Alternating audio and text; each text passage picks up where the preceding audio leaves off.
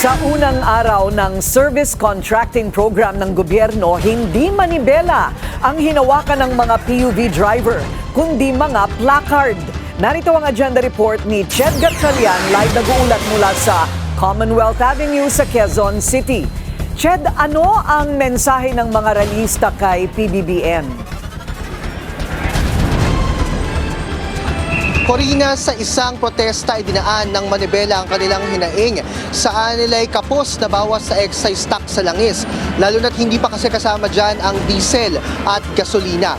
Panawagan nila na ilipat na lang yung pondo sa service contracting program sa fuel subsidy ng pamahalaan. Nananawagan ako sa presidente natin. Bumisin ka naman. Gawin mo ang tama. Huwag lang sa bulsa ng mga paligid mo.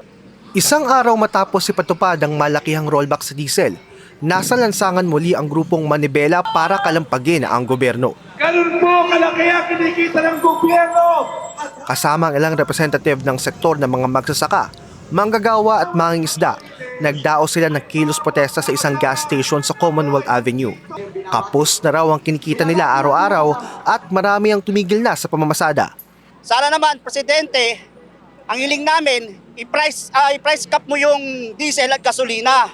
Hindi yung kung ano-ano ang iniisip nyo na para sa ayuda. Hindi namin kailangan ng ayuda. Ang kailangan namin, ma-stable ang presyo ng diesel at gasolina. Muli rin nilang pinaalala ang naunsyaming taas pasahe at kinundi na ang anilay limitadong sakop ng pagbawas sa excise tax. Halos bilyon ang kinikita ng gobyerno araw-araw sa atin. Pero ang binigay, 1 pesos, binawi pa. Piso na nga lang, binawi pa. Ngayong araw magsisimula ang service contracting program ng gobyerno. Pero sa grupong manibela, wala pa raw nakakapagpatala para dito. Wala pa raw kasing maayos o kompletong listahan ng mga rutang kasali. Wala pang detalye kung paano sasali. At higit sa lahat, wala sa kanila ang may GPS. Sa ilalim ng service contracting program, mababayaran ng 30 hanggang 100 pesos sa mga makakasaling driver. Depende sa kilometro ng kanilang biyahe. Ang masaklap dito, sa service contracting program, mag-aabono muna kami ng diesel. Pero habang nag-aabono kami ng diesel, nagdi-discount na kami. Abonado kami kung ilang araw ito, ilang linggo, bago pa kami kumita. Baka hindi na kami makabiyahe dahil ubos na yung pang-abono namin dito sa petrolyo. Suwestyon ng manibela, ilaan na lang sa mas mataas na fuel subsidy ang pondo sa SCP. Sa isang jeepney terminal din sa Mandaluyong, wala pang tsuper ang nakakapagpalista sa programa. Hindi pa ako member. Wala pang binibigay na detalye kung paano pa kami magpa-member. Hindi lahat yun kasi mahirap yung online eh. Paano yung pag yung decaypad lang yung cellphone? Dapat sila pumunta dito sa terminal. Sabi sa atin ni LTFRB Chairman Vigor Mendoza, handa naman silang tumungo sa mga terminal para personal na gumabay sa pagpaparegister ng mga tsuper sa programa. Sa Facebook page ng LTFRB, nakapost ang listahan ng mga ruta na kasama sa service contracting program, maging ang guidelines sa implementasyon nito.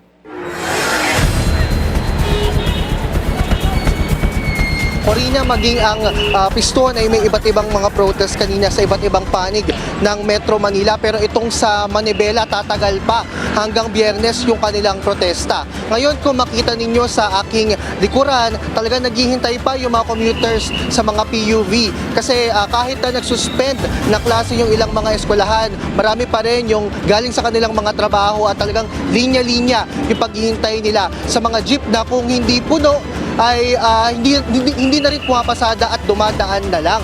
Ngayon naman sa protesta ng Piston, meron din silang mga tinatawag na commuters pantry. Isa itong version na community pantry na nila, mga pasahero at commuters mismo ang nag-organisa. Corina? Ched, may tugon ba ang gobyerno, lalo na ang LTFRB at yung DOTR sa naging protesta ngayong araw?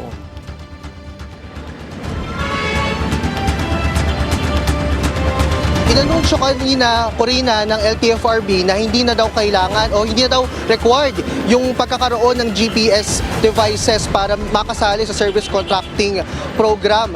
Ito kasi yung dinadaing ng mga tsuper na dagdag bayarin pa sa kanila bukod sa pagbili nila sa tumataas na nga na presyo ng gasolina. Isasama raw ng LTFRB ang QR code sa permit to operate sa mga driver na nasa ilalim ng programa para ma-monitor yung serbisyong kanilang ibibigay sa SCP.